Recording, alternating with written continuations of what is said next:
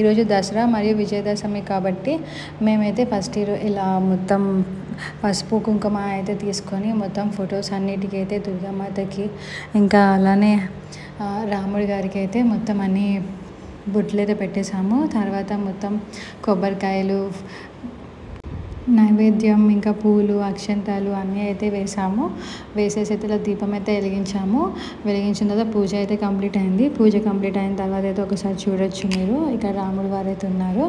అలానే ఇక్కడ ప్రసాదం అవన్నీ అయితే పెట్టాము. ఇంకా అలానే ఇక్కడ చూసుకుంటే దుర్గామాత అయితే ఉన్నారు. అయితే ఈరోజు పూజ అయితే చాలా బాగా జరిగింది. అందరం కలిసి అయితే సెలబ్రేట్ చేసాము. మార్నింగ్ లేచేసి ఇట్లా లాస్ట్ చివర్లో అయితే హారతి అయితే ఇచ్చాము. మనస్ఫూర్తిగా కోరికలని చెప్పుకొని అయితే చాలా ప్రశాంతంగా అయితే అయింది.